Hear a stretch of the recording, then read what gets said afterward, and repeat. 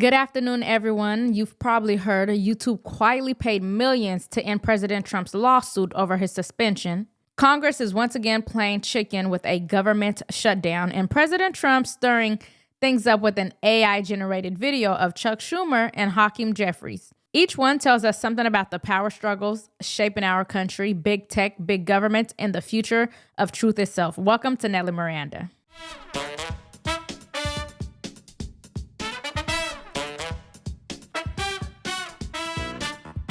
So first up, YouTube, the platform has agreed to pay nearly $25 million to settle President Trump's lawsuit over his suspension following January 6th.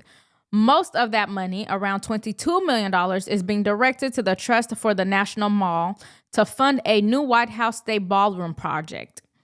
The rest goes to other plaintiffs, including conservative groups. YouTube has agreed to pay $24.5 million to settle a lawsuit filed by President Trump after he was suspended from the platform back in 2021. Trump was removed following the January 6th Capitol riots. Now, YouTube said that a video he posted about the attack risked inciting further violence. Trump sued, claiming that YouTube violated free speech rights. According to a court filing, $22 million from the settlement will go toward the construction of a White House State Ballroom. The remaining $2.5 million will go toward other plaintiffs. It is important to note that YouTube isn't admitting any wrongdoing. They're just paying to make the case go away. Now, think about what that means. Instead of a public trial that could have set a real precedent, YouTube chose to settle. That tells us two things. One, these tech giants would rather write big checks than to defend their own actions under oath. And two, there's a going rate now for silencing voices. Suspend, censor, ban, then cut a deal if you get sued. Free speech, especially political speech, isn't supposed to be a negotiable. It is not something a private corporation should just wipe off the internet one day and then quietly settle in court the next. That is not accountability. That's damage control with a price tag. This isn't just about Trump. It's about the precedent. If platforms can erase a president's voice, then they can erase yours. If they can pay to settle, what is to stop them from doing it again and again? What exactly triggered Trump's suspension, and who made the call? Now, let's shift gears to Washington.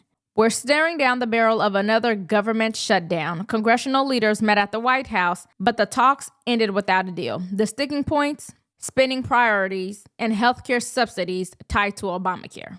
We are fighting to protect the healthcare of the American people in the face of an unprecedented Republican assault on all the things: Medicaid, Medicare, the Affordable Care Act. Republicans are closing our hospitals, nursing homes, and community-based health clinics, and have effectively shut down medical research in the United States of America. Clearly, Donald Trump and Republicans know that they have a very weak position, because they are hurting everyday Americans while continuing to reward their billionaire donors, just like they did in that one big ugly bill with massive tax breaks. Democrats are united in the House and the Senate, and the point that we've made will continue to be clear. We are fighting to lower the high cost of health care, prevent these dramatically increased premiums, copays, and deductibles that will take place in a matter of days unless Republicans are willing to act in terms of renewing the Affordable Care Act tax credits. Here's the reality. Shutdowns hurt regular Americans more than they do politicians. Federal workers get furloughed, families waiting on benefits see delays, air travel gets disrupted, safety inspections stalled, but the people who orchestrate the shutdown, the ones sitting comfortably in D.C., they do not feel it the same way. Fiscal responsibility is critical. We cannot keep writing blank checks for bloated government programs. But there's a smart way to negotiate and a reckless way, using a shutdown as a bargaining chip. That's reckless, and it undermines trust in government, and it punishes the very taxpayers we're supposed to protect. Chuck Schumer and the Democrats issued a counteroffer, and the counteroffer is filled with poison pills and partisan demands that will break the system down, and Chuck Schumer knows that. He's trying to force, for example, and everybody at home needs to understand what Chuck Schumer is trying to do, is force $1.4 trillion in additional spending on the American people, a spending hike on a very short-term continuing resolution to keep the government open. He also wants to make sure, he wants to reinstate health care to be provided free by American taxpayers for illegal aliens. We're not going to do that either. He also wants to add $500 million to prop up left-leaning media organizations. We're not doing that either. Chuck Schumer chose to try to make this a partisan exercise, and Hakeem Jeffries as well. And it's wrong to do that. And so if they choose to vote against this clean, completely nonpartisan CR, then they will be choosing to shut the government down, and they will owe the consequences of what happens following that. So I think it's a very shameful turn of events. I hope they do the right thing, and Schumer and the Democrats in the Senate have an opportunity to do that. Everybody in America can see what happens with it. Democrats, for their part, are tying government funding to new entitlements like healthcare subsidies that deserve a full legislative debate. That is not governing. That's hostage taking. You want to expand Obamacare? Fine, bring it up to Congress, vote on it, and let the American people weigh in. Do not slip it into a midnight shutdown deal. And I cannot see why expanding care for illegal immigrants would be at the forefront of importance. Well, President Trump is meeting with congressional leaders at the White House today in a last-ditch effort to prevent a partial government shutdown. Funding runs out tomorrow night at the end of September. Let's bring in Doug Rosado live in Washington to talk this over. Doug, good morning. Hope it was a good weekend. Good morning. So we know much of the federal government getting ready to potentially close here. I guess a good sign they're meeting, but it seems they are still far apart.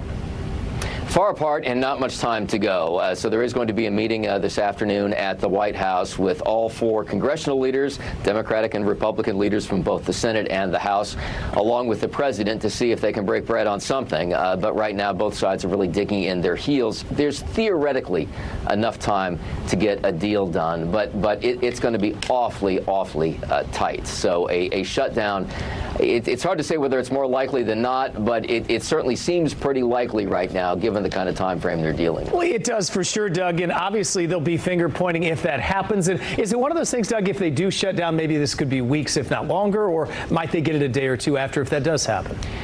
Yeah, you know, all bets are off at that point. I mean, when they're as far apart as they are right now, you would think that would be the recipe for a lengthy shutdown. It really depends, I suppose, on what the public reaction is and which side is ultimately blamed for this. That's always the question. Which side is going to carry the blame, which is why you see the finger pointing happen before the shutdown even begins. Unions and business groups are panicking because they know a shutdown will ripple through the economy. And you can bet politicians will be pointing fingers left and right. The goal should not be to shut down the government when you do not get your way, but to spend responsibly as it protects taxpayers. But, you know, that's the difference between leadership and theater. And now let's talk about the video that had Washington buzzing. President Trump posted an AI-generated video where Senate Minority Leader Chuck Schumer appears to say outrageous fake lines. And House Minority Leader Hakeem Jeffries is shown in a sombrero and a mustache. The video accuses Democrats of relying on free health care for illegal immigrants. Watch. Look, guys, there's no way to sugarcoat it. Nobody likes Democrats anymore. We have no voters left because of all of our woke trans bullshit. Not even black people want to vote for us anymore. Even Latinos hate us. So we need new voters.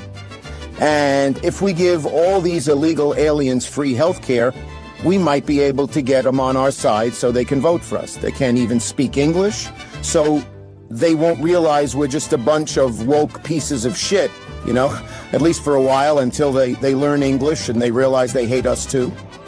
It is so obvious to me that this was AI. The hat on Hakeem Jeffries and the mustache is a dead giveaway. It doesn't even move properly when he moves. Satire and parody has always been a part of politics, and now all of a sudden it is just a bridge too far. But to be fair, it should have been labeled parody. There are some people out there who may have perceived it as real, which could be dangerous because most voters do not have time to fact check every clip that they see. Here is Hakeem Jeffries and his thoughts on this video posted by President Trump. Showing this video that Donald Trump put out about you and Chuck Schumer today, this fake video, people are going to see it. They'll see it in other ways. It's easy to find, but it is absolutely disgusting in every way. It is a lie. It's the man you met with has now lied about what you said after that meeting. Could you give us your reaction to that Trump posted video tonight?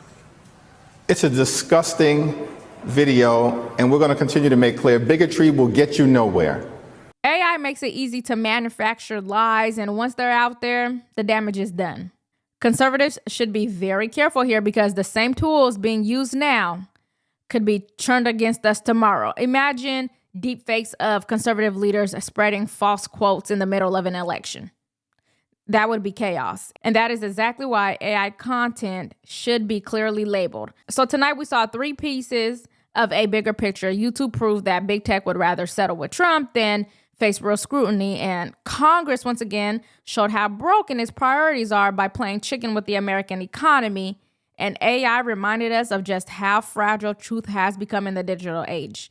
Do you believe Republicans should hold the line on spending, even if it risks a shutdown? Or is it smarter to compromise and fight another day? And do you see AI deepfakes as harmless political satire, or do you think that they're crossing a dangerous line? Let me know your thoughts in the comments. And if you gotten any value from this video, please make sure you like and subscribe to support the channel and ring the notification bell so you never miss an update. Thanks so much for watching, and I'll see you next time.